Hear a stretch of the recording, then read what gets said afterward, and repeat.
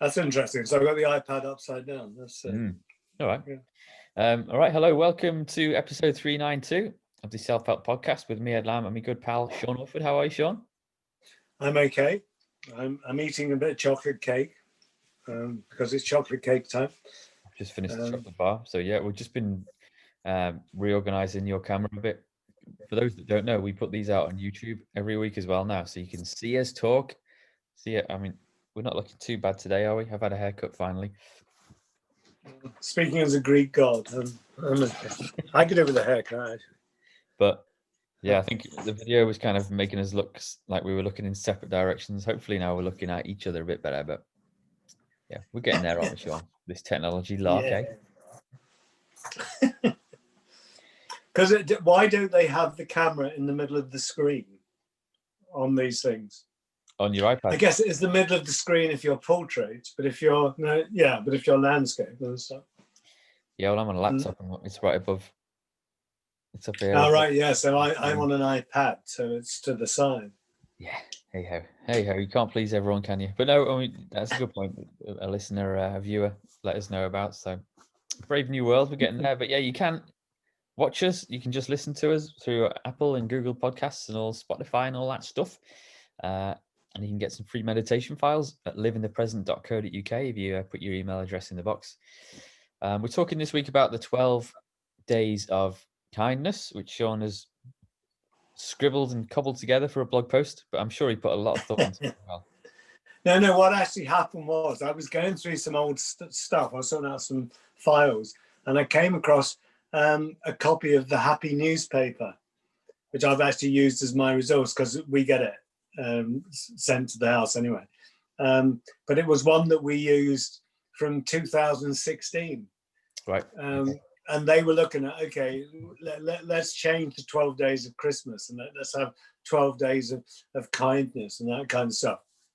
So I was playing around with that idea, but I was thinking about, okay, let's look at, because it's something we need to talk about, how do we reset ourselves for this next period to come? Because lots of people are in that reset phase, which maybe we need to kind of talk about. It's scary times, but it's also sort of exciting times. So we'll come on to that in a sec. Sean's written a blog post, which you can find on the website too. And how you been, Sean? How's your week going? I'm okay. I'm having a bit of a long COVID day today. I keep thinking I'm over the symptoms, but my chest has gone again, and it's like I'm into my 13th week now. Wow. Since I was tested positive, and the fatigue has gone, and I thought the chest had gone, but the chest has come back today, and it's got that kind of feeling again inside it, and it keeps coming and going. It's not right, and it's but they just say to me, "Yeah, tough, get on with it." Okay. Just got to get on with it, I guess, haven't you? But can you not do any serious physical? You can't go jogging or for a bike ride or anything like that, or? I have actually been for bike rides, and I have actually been for long walks. I don't feel like my lungs could cope with me jogging at the moment, which is a real shame because I'd like to do it. But hopefully by the new year it would have cleared and I can run into the new year with a smile on my face. Hopefully. I mean, it's sort of exciting times in the UK because today, as we record this, actually, Tuesday, the 8th of December, the vaccination rollout has begun, man, in hospitals. And things are happening fast now, aren't they? So yeah, what's your perspective as a kind of working? Well, you don't work directly in the health service anymore, but how are people feeling in there? And I feel like I do. How's everyone getting on? The things I'm picking up from the guys I'm working with in the NHS are that everyone's kind of hopeful of the vaccine, yes, but people are waiting for this wave to come, and people are, the wave is we're in it at the moment, but the one that people are talking about is the mid-January wave that comes out, because everyone that I talk to in the NHS is saying as soon as we do the Christmas, we can all get together, so many households, people will extend that to New Year naturally. There won't be any way of stopping them. And then by the second week in January, third week in January, there's going to be this massive wave. Yeah. it's hard. I mean, the numbers have dropped considerably, haven't they? We won't talk about this too long, but in the northwest, the numbers have steadily gone down, but they look like they're kind of bottoming out a bit now.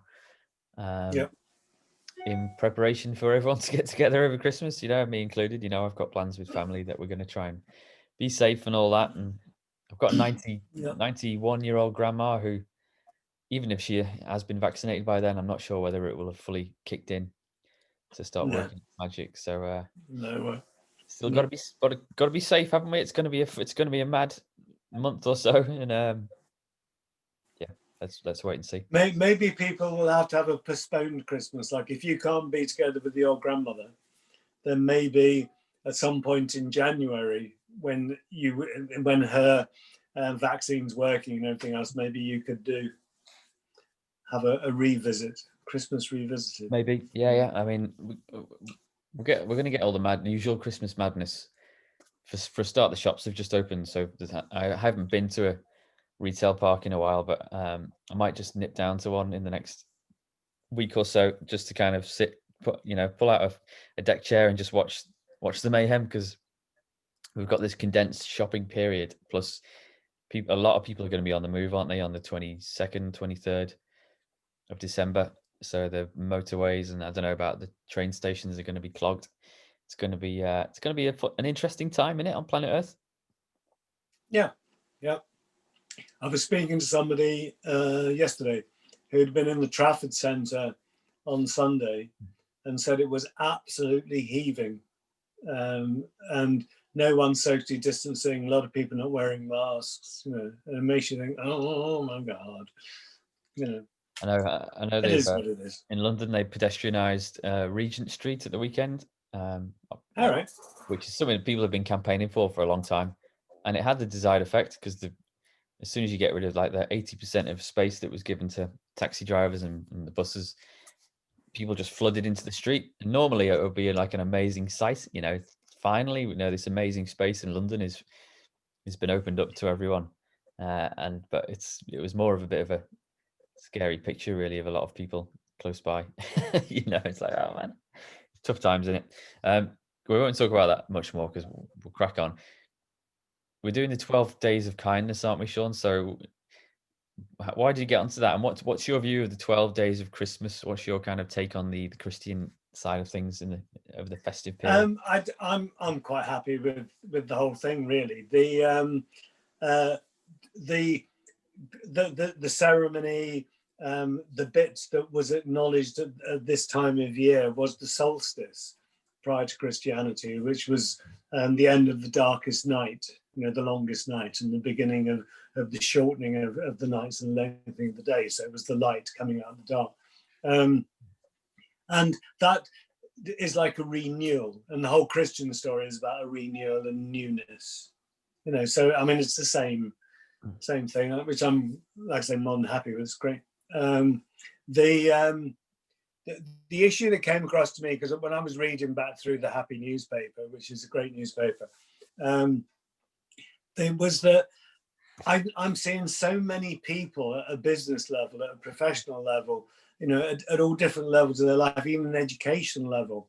I've got people that are middle-aged or later middle-aged who are deciding to go back into education now. They want to change the way their life is, and it's like it feels like we're going into a reset phase. That people are resetting. They're looking at what they've got. Maybe for the first time ever, they're doing an audit and reviewing where they're up to. And maybe if we were going to pick the positives out of COVID, maybe this would be one of them. That's given us a chance to look at what we're doing and decide to be different. Yeah. And that's happening on so many levels. So like from your point of view, the whole idea about do we need cars? So many people are saying to me, we're getting rid of the second car, we don't need it. And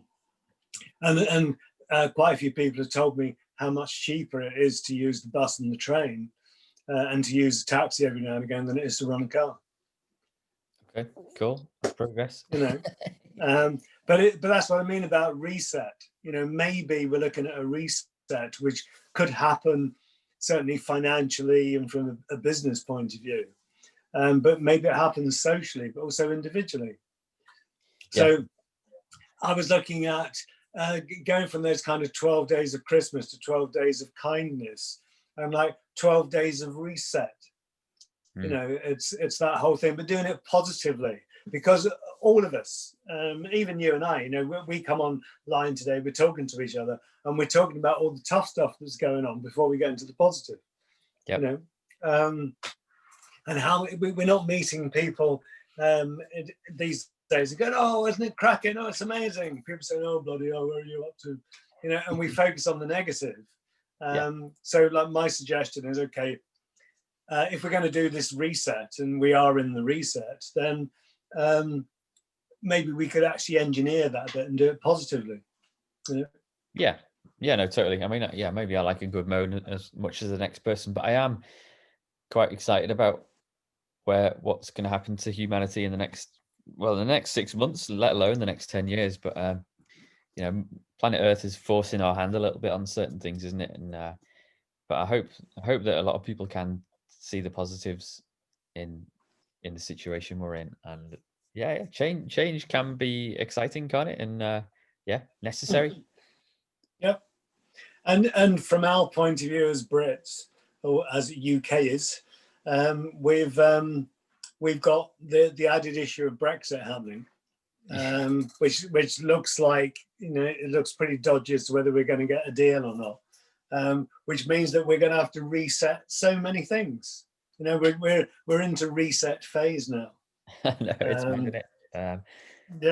I don't know. I don't see it as a coincidence that all these mad things like Brexit and Trump and COVID are happening at the same time. I think that, you know, we're in a real important stage for civilization. And Yeah, and that's the point, isn't it? It's global. It's not just a local thing. This is going around right across the world.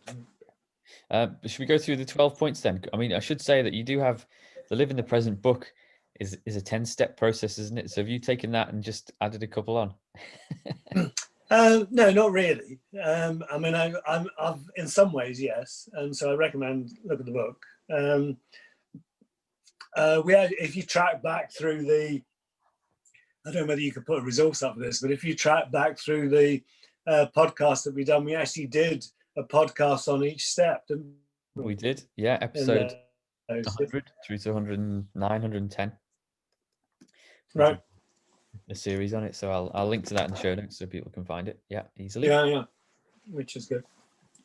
But yes. But what I was thinking of was I use the word meditate, and by meditation I don't necessarily just mean sitting down and doing your quiet 20 minutes or whatever. I mean the actual what you're thinking about that day. Yeah. So I've laid it out as 12 days, but it could be quite an extensive thing. If you're going to reset, it could, and you did that whole resetting process, it could take you into next year, which would be fun. Yep. You know, but we need to come out of this better than we went in. You know. Yeah. So the first two are around forgiveness and self-forgiveness. So do you want to quickly explain why they're important? But most people are hampered by the baggage they're carrying from the past, and that past could go back to being children. And the negativity we're carrying around, you know, I am like this because that kind of thing. But I've been watching people over the last year filling their bags up with more stuff to carry around. Yeah, more negativity, and whoever they're feeling negative about. And there comes a point where, like, okay, step number one, just let go of it all. Let go of it. And if you listen to the pods or you read the book, it tells you about how to do it. You know, I mean, just let go of the past. Stop hanging on to all this negative stuff. You know, could I? The word forgive means to forego. Yeah. So we're foregoing our negativity. So could I say to you about Brexit then? Do you forgive Boris Johnson and Dominic Cummings for what they've done? I think that I'm quite fascinated by the pair of them. And I think they'll have their own place in history. And maybe they're not, maybe it's not viewing them negatively. It's just like viewing them as a product of our time. You know, and that's a collective. You know, they were voted in by the public, weren't they? Well, Boris was. I think that I'm not quite sure how we would look at Mr. Barnard Castle, but you know, that's Yeah. a separate thing. Yeah. But if you can forgive them, then you can. Yeah, we can forgive anything, can't we? But there's no point in carrying it around, is it? I mean, if we leave Europe at the end of this month, we're set to. If we leave with a deal or without a deal, we can either spend the rest of our lives moaning about it and what a bad deal it was, and oh my God, and what if, or we can get on with it and make the best of what we've got and have a good time. Yeah. That's the choice we've got. Stop holding on to stuff. Yeah. So the second one is the issue of self-forgiveness, forgiving yourself. It's okay to forgive other people.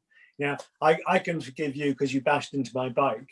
But it's like maybe I need to forgive myself because I bashed into your bike and stop beating myself up about it. Yep. Yeah.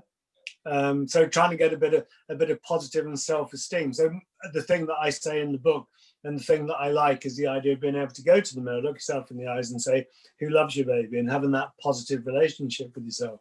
Yeah. And that it's not a fantasy. It's something that if you work on, you develop it. Yeah. Positive self-esteem. It's not arrogance. It's about I like me. I'm okay. Yeah. And not I'm better than you. That's arrogance. But I like me is self-esteem. Yeah, it doesn't take. It's going to take longer than 12 days, we should say, to really. Yeah. But what I'm saying, these are things to meditate on, and it could be that there are things that you might do each day that are about this. Like forgiving yourself, or forgiving other people. Like get off someone's back, leave them alone. That kind of thing. Especially if you've been in lockdown with someone and they're driving you around the bend. Take a breath. It's Christmas. Let it go. Yeah. So the third one is gratitude, which is an easier one to get into. That's the one about being able to really appreciate the people around you. I mean, people have moaned because you go into the supermarket and sometimes the shelves are empty. But isn't it amazing that we've got supermarkets? Yeah, we can either be going, oh bloody hell, there's nothing on the shelves, and we can go, wow, we got a supermarket.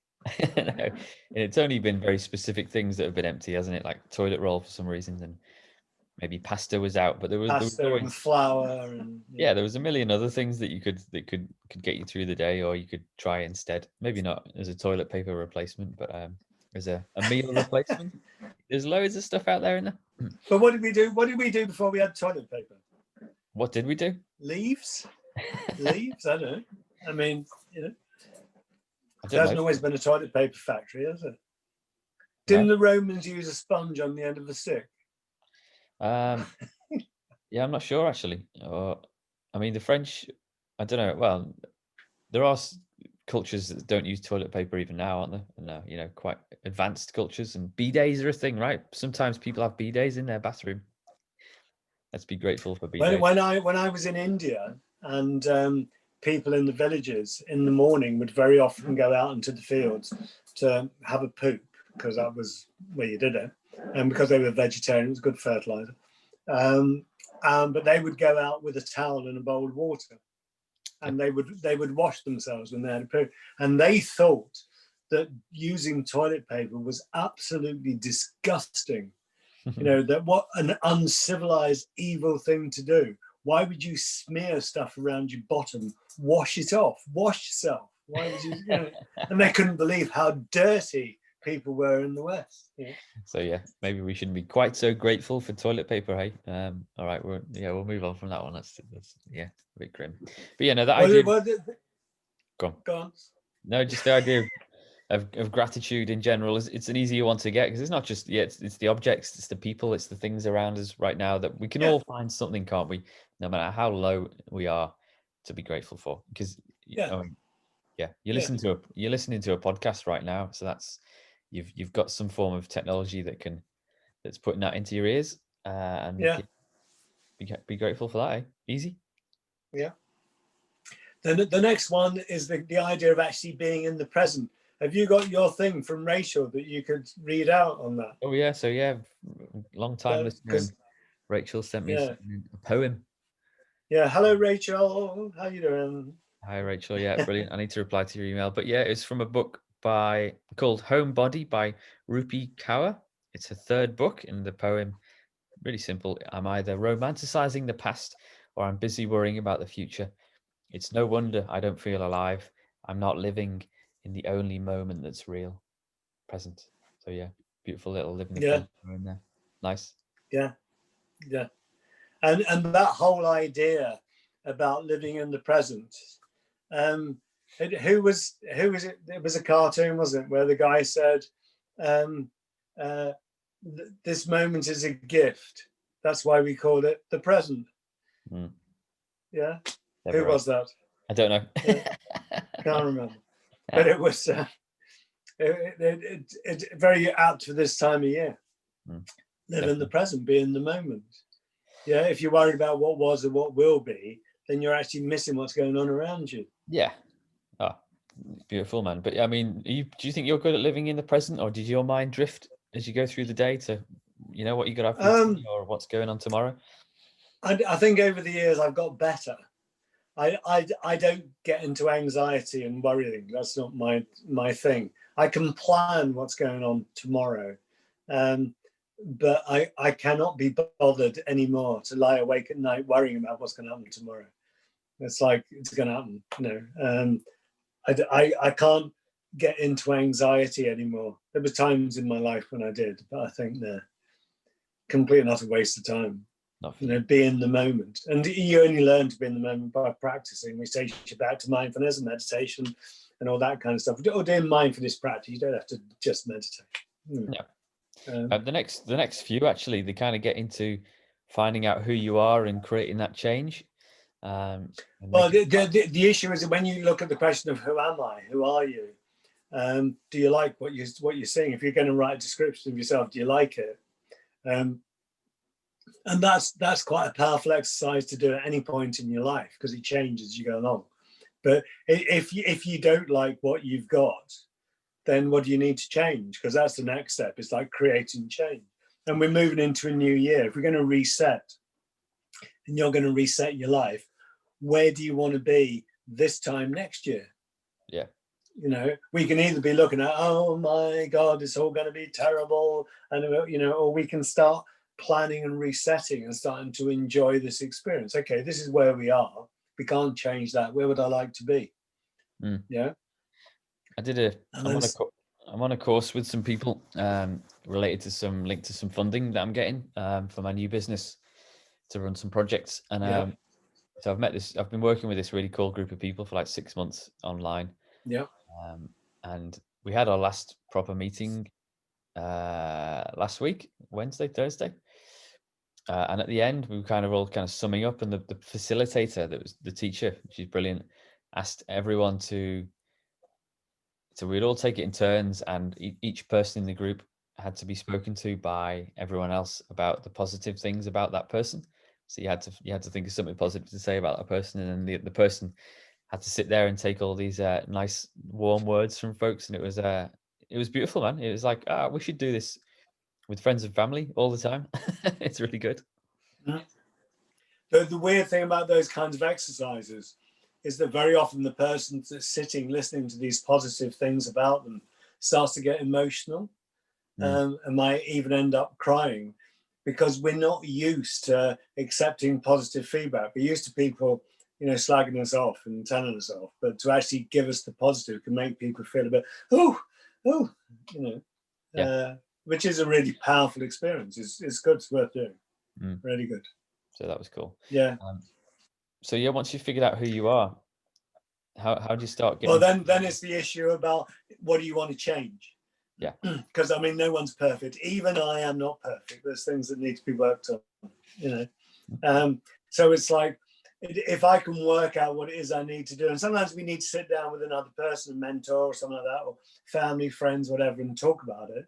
But once we know where we need to go, we have to create the intention. That's where we're going, because the intention is the precursor of the action to do something. Yeah. Okay. And when we've actually got an intention, then we need to plan it. How are we going to do this? If I want to get from here to there, how do I do it? So my thing would be forward basing, where you write on one side of paper on this wall where you are, and on the far wall you write where you got to get to, and then so that's the intention. So okay, the plan is, how do you make the steps from where you are to where you got to be? And if you can use pieces of paper on the floor or even post-it notes on the desk to make those steps to where you want to be, okay, now you've got a plan. Now all you've got to do is timeline it and timeline it down the side. So you've now got a plan of where you're going to go. You're clear about where you want to go, and you've got a plan and a timeline. How you're going to do it. You know, that's a really powerful exercise. I do that with couples. I do it with teams. I do it with individuals. You know. Yeah, really good. I guess you then start to move into the realm of like action and stuff. But then even the process of, you know, working out who you are and then mapping out that plan, even if you don't see the plan through, or every step of the plan, there's still like a lot of value in just making that plan, isn't there? And like enjoying the process of kind of reimagining yourself. Yeah. Who would I like to be? And that exercise, we did it when we ran the course about projecting forward to a point in the future, you know, like your 100th birthday or something, and someone's saying things about you. What would you like them to say? If you wrote that speech now, what would it be? You know, and maybe that's what you're working towards. And maybe you get there, maybe you get halfway there, maybe you get 3/4 of the way there. And it doesn't matter, as long as you make some progress, then fine, it's a good thing, you know. So how do you then ensure people that don't get stuck? Well, no, actually, I'll rephrase that, because you will get stuck, won't you, when you're trying to get something done, whether it's setting up a business or reimagining yourself completely. You will get stuck. You know, it's not going to be plain sailing. So how do people need to know that up front, and what are the tricks for kind of overcoming those little? Well, it's usually consistence and persistence is the thing that gets us through. It's the willpower. It's okay to stop and take a breath, have a cup of coffee, you know, do what you need to, take a break from it, but then you need to get back onto it. Yeah. Think about New Year. It's the New Year resolution problem. Everyone's going to have these. This year, I'm going to do this. But we know, because the work we've done with neuropsychology, that you have to do something persistently and consistently for 30 days to reset your brain. Yeah. Most people give up on their resolutions after a couple of weeks, then wonder why it doesn't change. And you've got to change the way your brain works to make it work. Yeah. That's why I'm fascinated about the whole virus thing, because we've had 9 months, haven't we, of this new way of living. And I wonder how, I think there will be a sense that like business as usual will be desperate to get back, for everyone to get back to normal. But I just wonder, because we've been at this new way of doing things for so long, whether that's impossible or that we'll all just slip back into the old habits. But it'd be interesting to see. I think there'll be a percentage of people that will slip back. There's a percentage of people that never slipped out, so they haven't got anything to worry about. I think that there are all kinds of changes going on. Like I think there are some people that will always wear masks outside forever. It happens in a lot of Asian countries. Yep. Especially if they've got a cold or something like that, they'd automatically put a mask on so they don't give it to other people. Yeah. I think that kind of change could happen. I think that the way people work, the way people travel, I think we're right into it now. We've got some of the aircraft companies are saying that they're going to really do bucket shop prices, you know, bucket lists to get people out and get them going on the planes again and build up the turnover. But it may be that there aren't places for people to go. It could be that people don't want to go. And it may be that whole idea of airplanes and holidays starts to change quite dramatically. You know, we're in the let's see phase, aren't we? We are indeed, yeah. And the last 2 points on the 12 steps are about feedback and reality. So do you want to quickly go through those ones? Well, you just spoke about feedback, didn't you? In that exercise, like how many times, you know, if we've got a new idea, you know, if I say to you, Ed, I've decided to, I don't know, have a sex change, I don't know, whatever. You know, if I decide to make some dramatic change in my life and I come and say to you, you know, what do you think about that? How do you think that might work? And you've got any ideas for me? And like whatever your project, your idea, your changes, if you share it with other people, they will give you feedback. Yeah. And it's amazing when you get the feedback that supports you. That's great, because that gets you where you're imagining. But it's also great when you get the feedback that says, hang on, if you do that, that might happen. Have you thought of that? And you think, oh no, I hadn't thought about that. But you never would have got that feedback if you hadn't asked. Yeah. So you can adapt your plan through the feedback, which is really, really important. Yeah. Yeah. You got to be careful where you get the feedback from as well, though. Yeah. Like people can be quite agreeable and polite a lot of the time, can't they? And not necessarily tell you what you need to hear. I think that's the issue about being able to be with people that are honest, people that can actually honestly give you the feedback that you want, rather than just say what they think that you want to hear, because then you never learn anything, do you? I always think about that when I'm working with teams in an organization. If two people on a team always agree with everything, then one of them is redundant, because we're not getting that cross-fertilization of ideas and energy. Yeah, there needs to be that kind of push in it. And it's true that if I said to my whole family, I've decided I want to do this, what do you think? There's going to be lots of different opinions. And some people are going to say, yeah, go for it. Others are going to say, oh, no, don't do that. And I'm going to have to make my own decisions, but at least I've had the feedback from people. And I think that is really, really important, because the feedback that you don't want is the feedback that you get when something hasn't worked. You just sold your house and gone off to do something and then discovered it hasn't worked, and you've lost everything you've ever worked for, because you didn't get the feedback in the first place. Yeah. So it is important that. Yeah. And then reality is the last step. We'll sort that about. Well, reality is when you can look back in the mirror and see that you've changed, that you have taken yourself through that process to the plan to get where you want to be. And it's like the reality is, well, I've done it. Yeah. Or it may be there comes a point where you look at it and the reality is, you know what, I've got most of the way there, and that's okay, it's enough. Or now I've got most of the way there and I need to work out other ways of doing the next bit. So you kind of start again. And that's okay. That's all right. Yeah. I guess there's also, you need to realize that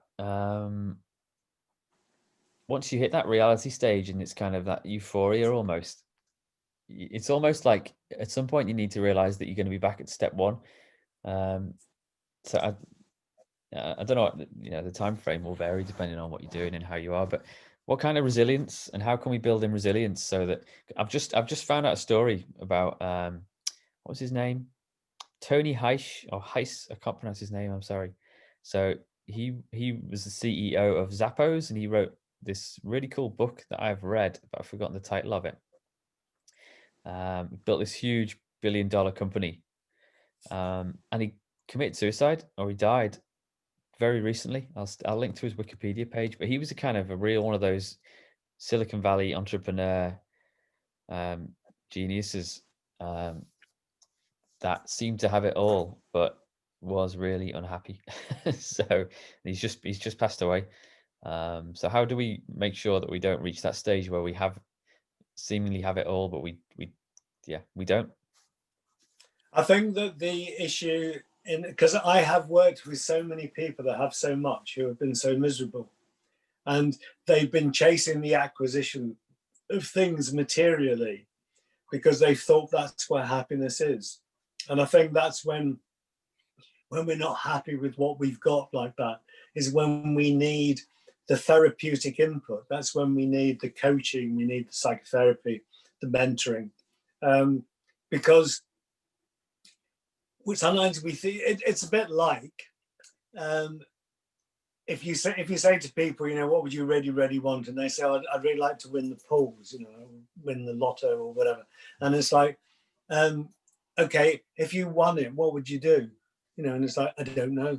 And one of the reasons people get unhappy, and a lot of people do when they come into a lot of money unexpectedly, is it completely blows their self-image apart and they don't know what to do with it. It's like, it's too much. If you've gone from scraping by to suddenly having £100 million in the bank, people freak out. People think, oh, it'll be fabulous, it'll be amazing. It actually wrecks lots of people's lives. It wrecks their relationships and all kinds of things. So material success doesn't really equal happiness. There's lots of people that are very happy that aren't necessarily materially successful. The two things don't fit together. So, and I think that what you're describing is a hard comparison because we don't know what was actually going on in his life. We don't know what was getting him there. I think that the thing for me, when you're looking at it individually about, if you get to that point, it's realizing that life is really full of lifelong learning, that in a sense, you never get to the point. The goal that you're aiming for is just a milestone on a path. And once you get to that milestone, there are other milestones to go for. Yeah. It doesn't mean say you have to be running between the milestones. You can stroll, you take it easy. But it's like, if you've got somewhere to go in life, you've got something to do when you wake up in the morning, you've got a direction to go in, life becomes much more meaningful. When you take away people's purpose, then they go whoop down. Yeah. I'll link to his book as my resource. The book is called Delivering Happiness. Right.